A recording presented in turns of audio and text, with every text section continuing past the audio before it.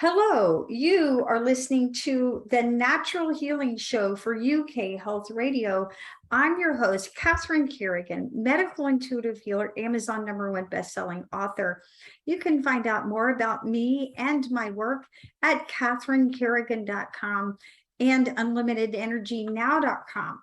While you're there, definitely sign up for my newsletter so you can learn even more about how you can heal yourself naturally. And we have a super special guest for you this week. All our guests are super special.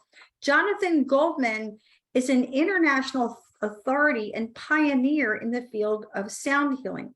He's the author of numerous books, including Healing Sounds, The 7 Secrets of Sound Healing, and his latest bestseller, The Humming Effect, that he co-authored with his wife, Ani Goldman. I have listened to his music for decades while I'm doing healing work, while I'm teaching yoga. Many people all over the world listen to his music. And you can find out more about Jonathan Goldman and his wonderful work at his website, Healingsoundscom. Welcome, Jonathan Goldman. Catherine, what a blessing it is to be talking to you and your audience at this time. How great. Thank you for this opportunity. Now, what's really funny is that before we got on recording, I mentioned something that I ask all my guests, which is not to swear here at UK, not to swear on the air. Here at UK Health Radio, we're asked, please ask your guests not to use swear words. And Jonathan Goldman said, oh, we need to talk about how to use sound to reduce pain. Because I was saying, I try not to swear. We were saying we try not to swear. But I said, well, what if you stub your toe? It's like, that seems like the first thing that you do is you make a sound.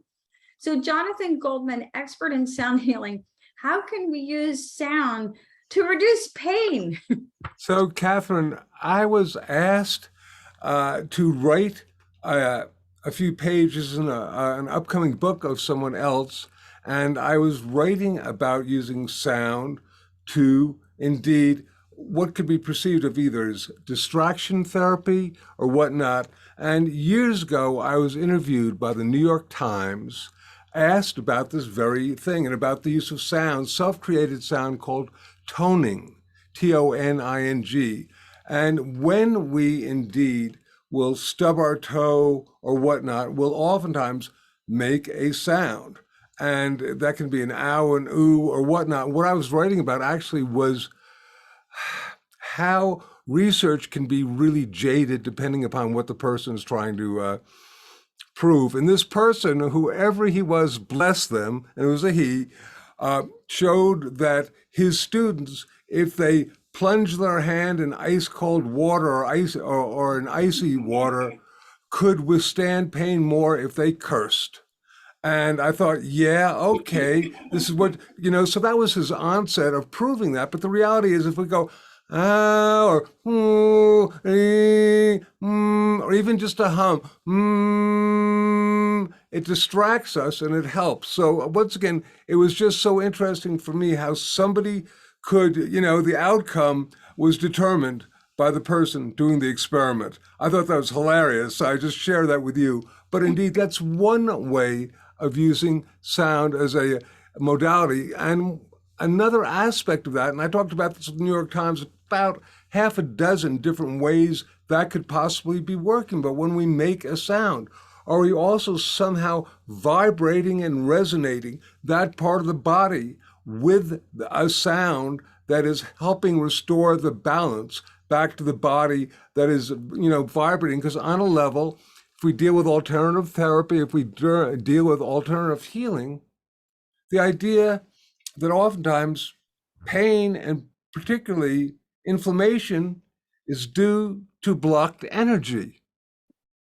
And if you have blocked energy, now are you in agreement with this? Does this make sense to you? Absolutely. I'm nodding my head in agreement. Yes. Okay, great. So if we have that, and what is extraordinary is sound is such an effective tool for helping release energy, release blocked energy, whether it's physical, emotional, mental, or spiritual. And there's so many different ways of doing this. Hey, I'm going to jump back to the very beginning, if this is okay with you. The idea of using sound as a healing modality, okay?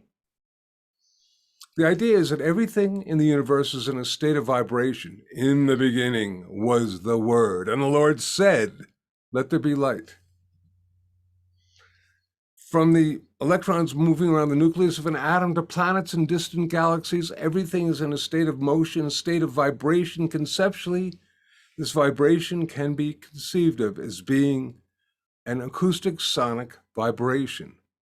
And this includes our body. Every organ, every bone, every tissue, every part of our body is in a state of vibration. It is, when we're feeling good, we say we're in sound health. But we're like this extraordinary instrument that's playing the symphony of the self. But what happens if the second violin player begins to play the wrong notes? So you lose their sheet music. They're playing off. Pretty soon the entire string section is going to sound off. Pretty soon the entire orchestra is going to be off. This is basically akin to a part of our body vibrating out of its normal, healthy resonance. It is vibrating out of ease, out of harmony, and we say it is diseased. So therefore, the idea of using sound as a healing modality is simply to restore back to the string player the sheet music. And this principle of using vibration in this matter is actually the basis of acupuncture, chiropractic, aromatherapy, chromatology. I can go on because practically every alternative therapy has as its basis this concept of restoring balance. All right. Yes, great explanation. Now, Jonathan Goldman, one of the things that I talk about, so many of us suffer from low self-esteem. And one of the things that I talk to my clients about is that you, if you're listening, you're already a VIP. What do I mean by that? You're a unique vibrational interference pattern. Your energy is unique to you. So Jonathan's a nice person, I'm a nice person, but our frequencies are different. And one of the things that I talk to people about is the world needs your energy. If you're here alive, your soul has a purpose. There's something about your unique way of being. And Jonathan Goldman's smiling. So please take it from there. What's your theory or thought on how each of us is a unique vibrational interference pattern already? Catherine, I'm laughing because you, my most recent, shall I say, healing dissertation to people, my wife Andy and I are calling the 4 pillars of sound healing. Number 1 is that everything is vibration. Number 2 is that intent is important. And I want to talk about intent with you because that's massively important. But number 3 is we are all unique vibratory beings. And since I mentioned 4, I'll go to 4, which is silence is golden. Because as you get more and more into making sound, you forget the importance of sound. But let me talk about we are all unique vibratory beings. So with almost every presentation I would ever do, I would get in front of an audience and say, okay, how many of you are allergic to penicillin? And anywhere from 5 to 20% or more, depending upon the audience, would raise their hand. I said, okay, if we understand that everything in the universe is in a state of vibration, everything is frequency, then penicillin is a frequency or frequencies combination, and it is healing for 80% or more of you. But for 5 to 20%, it is toxic. I think that's an incredible metaphor that is so very, very important for any audience to understand, so that if they're listening to music, taking a pharmaceutical, doing an exercise or whatnot, and they have an adverse reaction, not to continue and to empower themselves and to own whatever feels good with you. I don't necessarily have never been a, no pain, no gain phenomenon. I've known too many people who have said, oh, I don't like this and that. And the therapist says, well, just keep going. Your body's assimilating to it. Well, I guess you can assimilate to any poison. Is that necessary? So from that perception, I like to, say that indeed, I love that because we are so unique in our essence, and even including sound. So that what may be pleasing and kind and wonderful for me may not work for you. So that if someone, I've got a lot of award winning music and people buy it and they have had great experiences, and I give thanks. And if somebody says, well, that was terrible, I don't get offended. I say, I really honor that that didn't work for you. And, I think that's very, very important with anything that we're doing, whether it's a mantra, tuning forks, Tibetan bowls, anything else I can reach right now. One of those guitars back there, so that's very, very cool that you bring that into our, shall we say, consciousness, because it's so important. We are not all the same. We are all wondrous, vibrant, radiant drops in the ocean that is the divine. But individually, we are unique. I love that you're talking about this, because I recently did a video on common energetic mistakes, common mistakes of energy healers. And I said I could do this because I've made almost all of them myself. And I'll never forget years ago using organic rose oil with a client. And rose oil, if you study energy, because we're talking about vibration and energy healing, it's the highest frequency. It's a natural antidepressant. So I'll never forget. And I just was sort of in a hurry to help this person. And I remember putting organic rose oil on their chest, on their heart chakra, and they got a rash from it. And it was such a lesson. It was like, okay, we have to ask. And that's what I do in my work as a medical intuitive healer is, again, all dis-ease is disharmony in the vibratory system of the body. And what does this unique vibrational interference pattern, what does this unique person need to bring back into harmony? So Jonathan Goldman, when you do your work, because we all have what our methods, how do you tell how to bring someone back into harmony? Well, first of all, I'd say that's, for me, a really intuitive thing.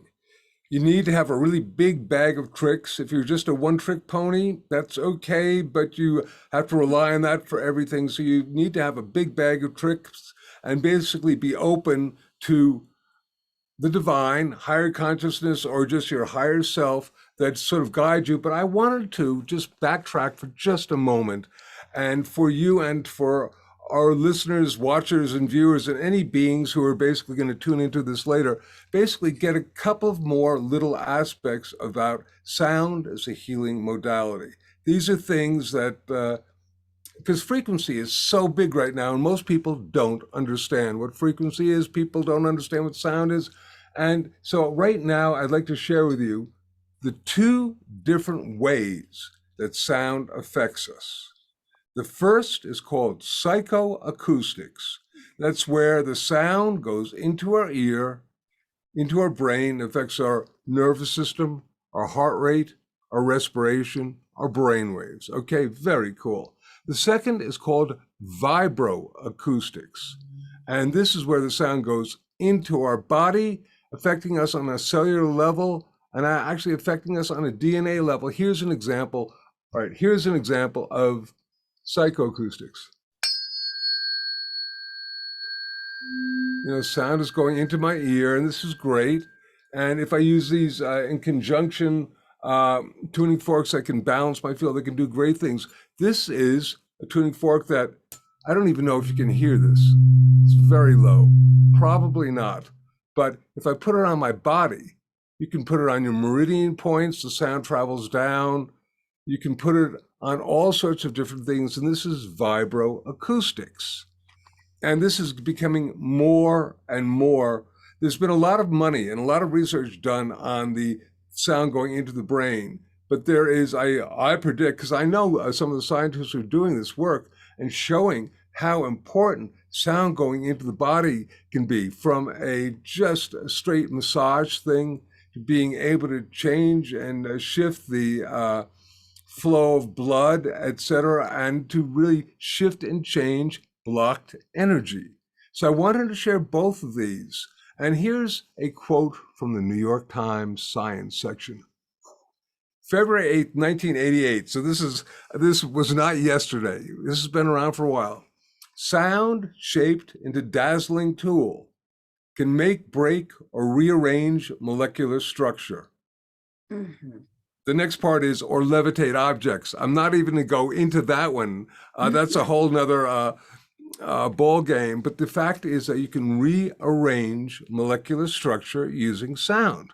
People say to me, okay, what sort of conditions can be healed with sound? And I say, potentially, if you can rearrange molecular structure, what can't you do? And on that note, let's take a break and listen to a message from one of our commercial sponsors, and we'll be right back with the one and only Jonathan Goldman, Director of the Sound Healers Association and President of Spirit Music in Boulder, Colorado.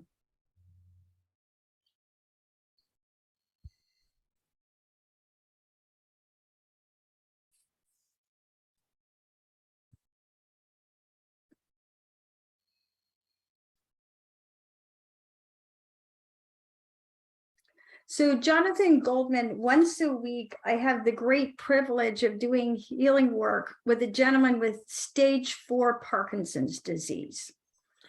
And as you know, and you're nodding your head, there's certain conditions. First of all, bless his heart. I'm from this house, bless his heart. But there are certain conditions for which sound healing is incredibly helpful. Parkinson's disease being one of them. In your many years of sound healing, and I agree with you, sound healing helps all of us with everything, but are there particular conditions that in your experience, the sound healing really moves the needle? If I were to say no, it's only because we are such unique vibratory beings that what works for one person may not work for another person. I have a blessed brother who has got very, very difficult Parkinson's, and he's been an incredible sound healer, and sound does not seem to be as effective for him as for other people.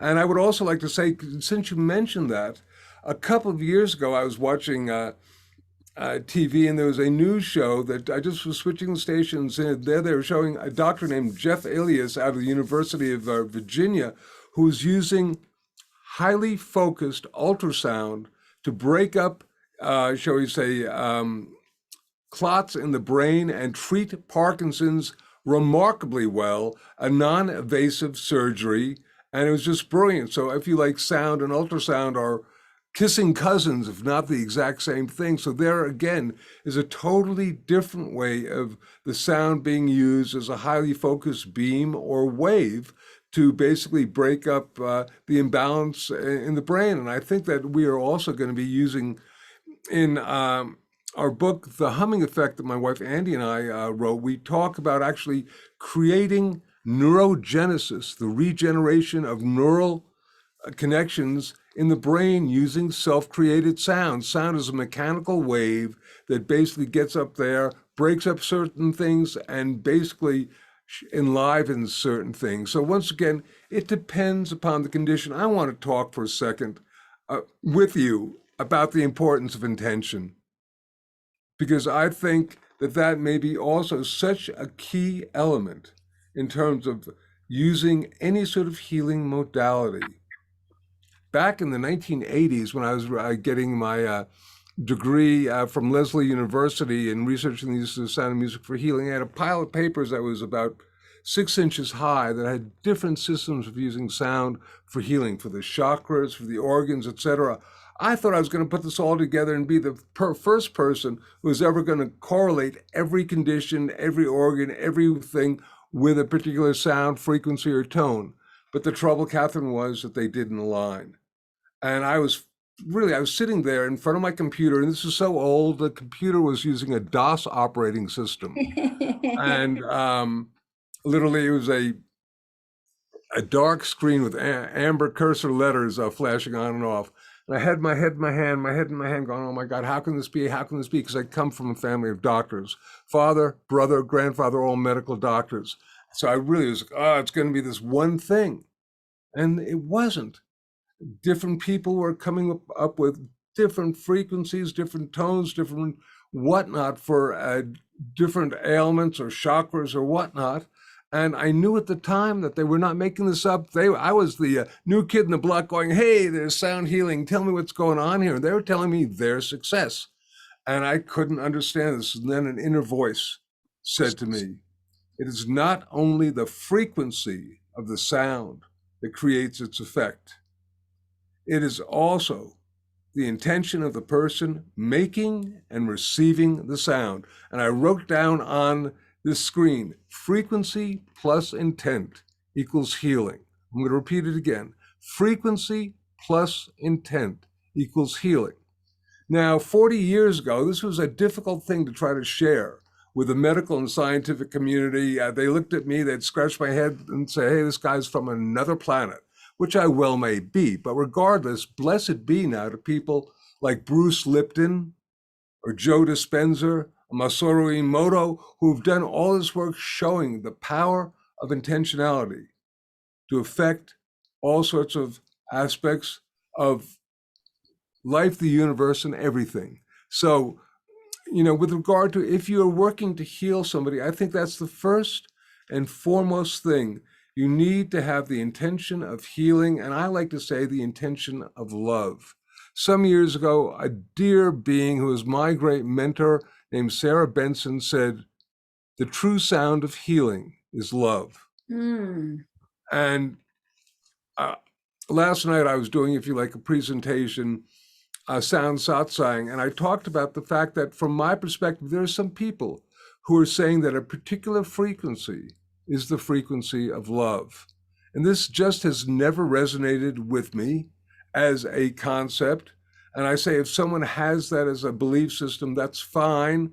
But how absurd would it be for a mother holding a baby and singing a lullaby to have to look at some sort of tuner to make sure she's singing in the right key in order to project love? Yes, and I think you're referring to 528 hertz as it's generally referred to as the harmonic of the heart chakra. If I told you I helped bring that down to the planet, and these beings, if you like, talked to me and they said, hey, this is not right, this is not real. If people have it, but we do not want to be basically encapsulated into one particular frequency. And so I'm not going to say yes, I'm not going to say no, but how did that resonate with you as a concept?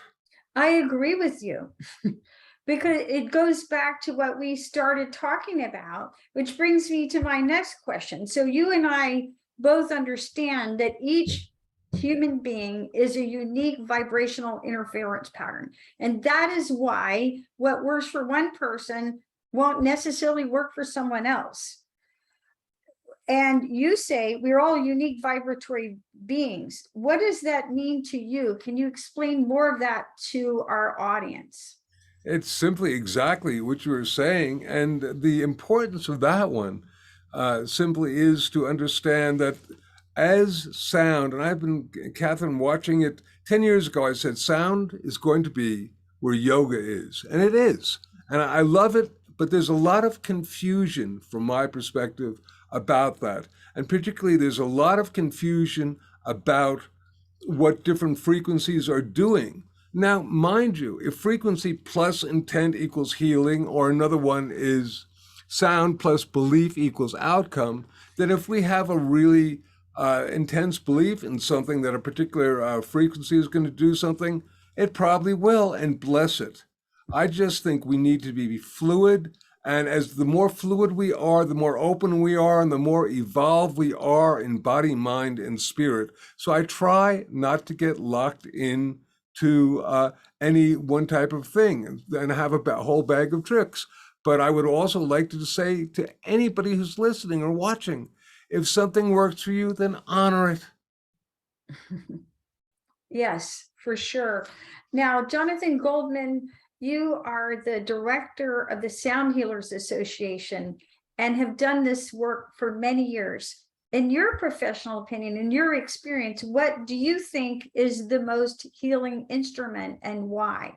Huh. Okay, well, Catherine, I personally like the voice for a whole number of different reasons. One is that it doesn't require electricity. It's relatively inexpensive, so you don't have to buy a tuning fork, a bowl, a crystal bowl, or whatnot. And the owner's manual is relatively easy to use. Now, here's the big do. Most people have real issues with their voice and with making sound. And indeed, I can do all sorts of pretty interesting, amazing tones, from the Tibetan deep voice to all sorts of different strange harmonically related sounds, and I do mantras, and I love it.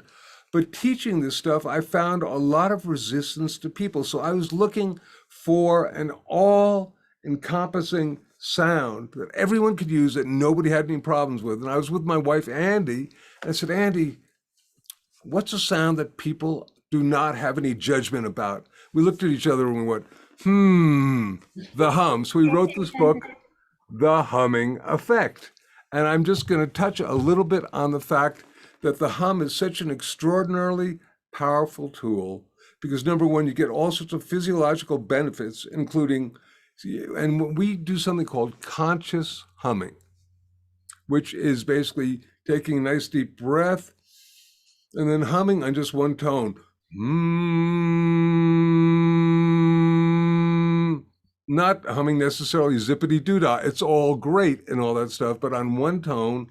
And then you do that for a while, and what happens? You get a lot of different things occurring, including the reduction of heart rate and respiration. And so it's great if you suffer from any sort of stress or you're about to go into a meeting. You just sit there for a couple of minutes, take some nice deep breaths and do some humming, and it'll reduce your heart rate and respiration to pharmaceutical levels. That's number one. You also get the release of melatonin, which is great at working with circadian rhythms and sleep. You get the release of oxytocin, the trust hormone, which is great. You get the release of all sorts of endorphins, which are really great for making you feel good and reducing pain, but also you get the release of nitric oxide. Nitric oxide, which is really becoming very big in our consciousness these days in terms of it being a vasodilator, so it allows the blood to flow more easily, and it is also an antiviral agent. So when you hum, and in order to properly hum, you need to have your lips closed and you do it, and then your nose, your nasal cavity, and that's where a lot of the, shall we say, critters that are unwanted will lodge themselves. And if you hum that way, you get 15 times the amount of nitric oxide that's normally generated. And this is actually therapeutic, if you like, dosages of nitric oxide. They've been using this in hospitals, et cetera, to work with these, shall we say, unwanted energies. So humming can be great if you have something like sinusitis, as an example. That's just one example that people say, hey, I had all sorts of different types of medications. This is the only thing that worked. Unsolicited too. I love it. Okay. So using the voice. I love that. And you know, Jonathan Goldman, you just explained something to me. So one of my 10 books is called The Little Book of Breathwork. And in the Little Book of Breathwork, I teach a routine that I call 8 minutes to inner peace, which is 8 different breathing exercises. And one of them is a yoga breathing technique called Bhramari Pranayama. Exactly, Bhramari Pranayama, which is humming with a specific hand mudra, but also known as AKA bumblebee breath. And bumblebee breath is my favorite breathing exercise. It's my favorite pranayama technique. And in addition to these benefits that you mentioned that I did not know about, when we do bumblebee breath, AKA Bhramari, and use the mantra, what they say is that it brings you in harmony with the vibrations of the universe. And for those of us who have very active minds, who have trouble meditating, of which there may be a few in the audience. What I find is that when I do bumblebee breath, which is basically humming with a mudra, it cleans my mind. It's like taking an eraser to the chalkboard of my mind, and it's like all those, the chitter chatter gets wiped out. Can I ask you a question, Catherine? Of course. Is this okay? Have you ever done the bumblebee breath, the humming, without the mudra? Because the reason I say this is that I have, and if you give it a chance, it's going to be almost as extraordinary, and it becomes more inclusive, because for anybody who has issues with doing a mudra or something from another tradition, all they have to do is they can sit there. Look, you can block your ears and pretty much get 99% of it. The mudras are, because there are a number of, I researched this. We have a chapter on Brahmari in my book, and I've taught it to people. And a lot of people are also doing I've seen them on the internet. I don't think they're actually doing it right. Rather than doing a straight they're going hum. No, that's not. No, and I've seen quote experts. So I'd like to suggest that most of it is simply doing the with your eyes closed. If you do it about 25 times, which will take you into maybe 5 minutes, doing long breath work in between. And then we always say be in silence after that, because that silence is the yin to the yang of sound. And at the same time, it is also the place where the true shifts and changes that the sound has created will occur. And also, finally, if you've been humming for 5 minutes, you're going to be pretty blissed out. And if you try to stand up, you probably can't. I love that. And the answer, of course, we've all hummed, but I've never done the Brahmari without the mudra. I'll have to try that, and it makes sense. So at any rate, and we call it conscious humming, on a level. So, and it's hilarious. In the humming effect, we have the first chapter is peer-reviewed data on how and why the hum works, because otherwise people are not going to take that seriously. The chapter on Brahmari basically has probably a half a dozen or a dozen more different effects, and also the effects of just the peer-reviewed stuff. So it's like they are one and the same, and I love it. It's all wonderful. Everything is so interconnected. So thank you for knowing about that. Wow, validation. Yes, and writing about it in the little book of breath work. So one of the things that we talk about here at the Natural Healing Show is that all illness is slowed down vibration. And you've experienced that. If you've ever had a cold, what happens when you have a cold? You just want to lie on a couch and not move. Or if you go to a hospital or a nursing home, everything really slows down. So hang in there with us. And we're going to be listening to Jonathan Goldman as he talks about how sound can be used for both personal and planetary healing.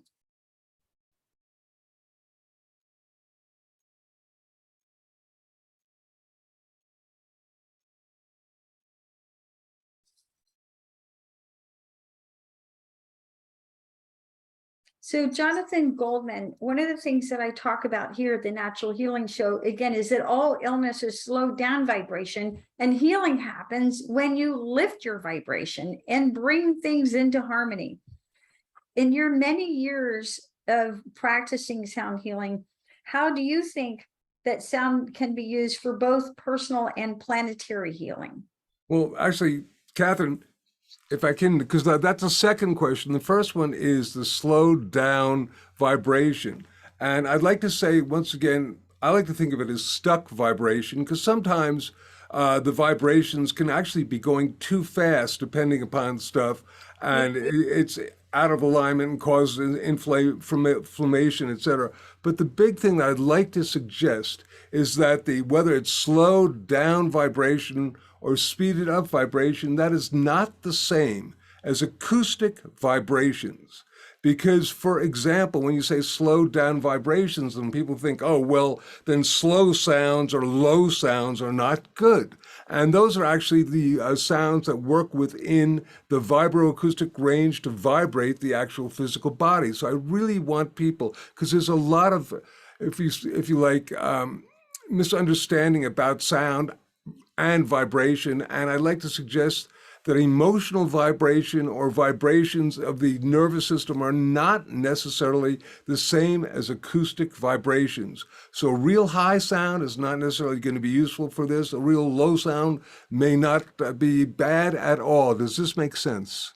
Absolutely. And in my work as a medical intuitive, I joke that there's really only four problems: blocks, congestion, resistance, or interference. Yes. Yes, you Okay. agree. Yes. Totally. And now the second question, which is how can sound be used for personal and planetary? And I'm just going to deal for a moment because I know we don't have that much time, and it's so fascinating talking with a like-minded spirit.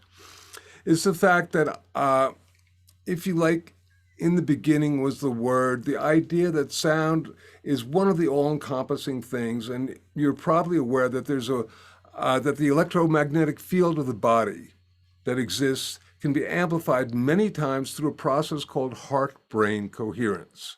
And believe it or not, coherence is just simply a term that it's a sound term, which means sympathetic vibration, or what is another word is entrainment. So heart-brain coherence, which happens when you begin to do some nice deep breathing while you add the element of gratitude and appreciation. And then I'd like to suggest that the missing ingredient right now, in terms of the overall all gestalt, and that's simply because it hasn't been researched, but I'm telling you there's a reason, is the addition of sound. This is why the different prayers on our planet are vocalized, they're whispered, chanted, spoken, or sung, because sound amplifies the power of our prayers and our meditations, and obviously whether it's an om or a mantra or whatnot. So this energy field, which when we're in coherence is anywhere from 50 to 500, or some even perceive of as being 5,000 times greater, if we can make sound and project it to the planet. And this is one of the things that I'm personally involved in doing, is getting these groups of people together online to intone together to project healing energy to the planet. I think that's so important. And one day a year, we have a day, February 14th, which in the United States is Valentine's Day. And we are coming up on our 21st World Sound Healing Day. And here people throughout the planet get together, they organize groups, and they make sounds for planetary healing. And there's been scientific data to show that it's real.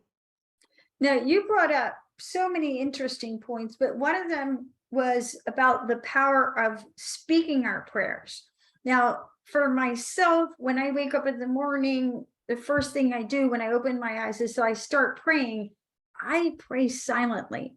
And for the most part, unless I'm in a group, but in your professional opinion, which is more powerful, silent prayers or spoken prayers?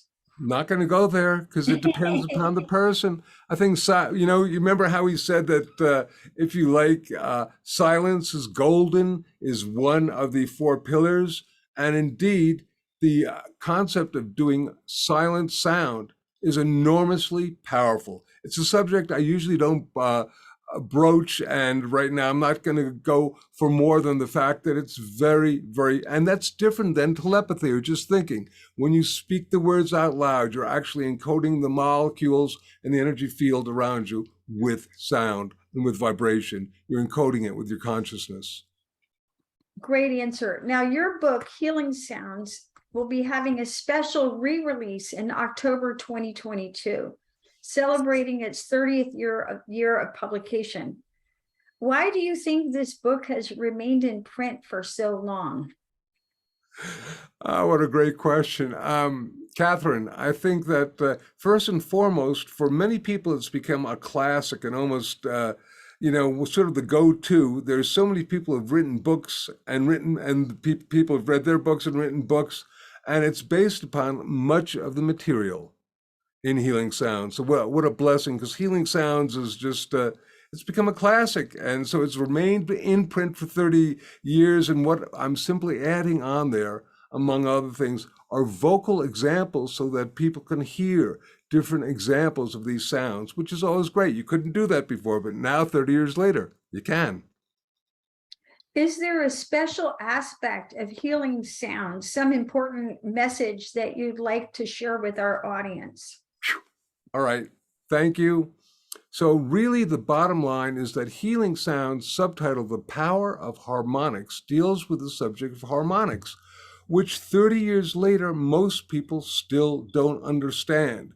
They will use the term harmonics, but they will mean being in harmony with someone else. In reality, harmonics are the sounds that are being generated from each sound. Every time we hear a sound, we're not hearing a single tone. We're hearing multiple sounds that are mathematically related, and these harmonics are responsible for the timbre of sound, the color of sound. Every instrument has its own set of harmonics. Every person's voice, the harmonics on it are different, which is why our voice is as unique and as different as our fingerprints. So if people can begin to get into alignment, the concept of harmonics, they will get away from just the concept of single tones and understand that there is a composite plethora of rainbow sounds that we resonate with. Now, what are solfeggio harmonics, and what's the history of solfeggio harmonics? I don't think we have time to answer that one properly, but I will tell you that I was the first person on this planet to bring down the solfeggio frequencies, have them turned into tuning forks, and create a recording from them called Holy Harmony. But this is such a long and complex thing that I'd say from one perspective, from my perspective, there's a set of 9 frequencies, which when used in series, which includes the 528, it's a brilliantly powerful sonic field of energy that is based upon the composite series of these frequencies being used together. Wonderful. Now, if someone is listening to this broadcast and decides, okay, there's got to be something to this sound healing, where can people start in learning about or practicing sound healing? Well, our website, Healingsoundscom, has got all sorts of information, freebie downloads, etc. Catherine, my purpose in this incarnation was to help bring awareness of the uses of sound and music for healing onto the planet. And therefore, our website is a great place if you like to go to find out. We've got lots of tools and toys. Humans like toys, so whether it's tuning forks or whatnot, and I use them all the time too. So by gosh and by golly, I am you. And we have free, downloads and videos, and it's a great place to start. So I really recommend people going there if they can. Healingsounds.com. Now, in my experience, I talk about the 4 different kinds of intuition: claircognizance, clairaudience, clairsentience, and what did I leave out? What's the last one? Clairvoyant. Smell. Exactly. Oh, smell. Absolutely. That as well. But in my experience, in my 29 years of experience in natural healing, I find that people who are high in clairaudience can very much be healed by sound. What is your observation about clairaudience? Because not everyone is clairaudient. In your opinion, are people who are high in clairaudience, can they be healed by sound? Catherine, this is brilliant. This is such a complex question. Yes, they can. No, they can't. Simply because, as you were saying, we're all unique vibratory beings. And because of that, you could say yes. But I have known people who are brilliantly clairaudient in terms of being able to hear stuff and et cetera, and yet were not susceptible. Maybe because they were so immersed in the field that they needed another modality in order to affect them. Like they were so, so once again, we have to have a whole bag of tricks, use our intuition, use our intention, and just realize that what we may think is going to work may not. And we just have to observe how everything is being, if you like, interfaced together. Does that make sense? And I don't know if Absolutely. So Jonathan Goldman, international authority and pioneer in sound healing. Any final thoughts for our audience? We heal the planet. We heal ourselves. We heal ourselves and we heal the planet. We can make a difference, and we have a choice. Beautiful message. You've been listening to the Natural Healing Show for UK Health Radio. I'm your host, Catherine Carrigan, medical intuitive healer, Amazon #1 best-selling author. You can find out more about how to heal yourself naturally by visiting CatherineCarrigan.com and UnlimitedEnergyNow.com. While you're there, definitely sign up for my newsletter so you can learn even more. Our guest today has been the one and only very special Jonathan Goldman, international authority and pioneer in the field of sound healing.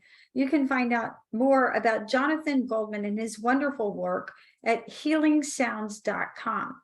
And remember, sound is one of the most powerful natural healing tools available to you, and it's available for you for free through your voice. Thank you so much for listening, and we'll see you next time.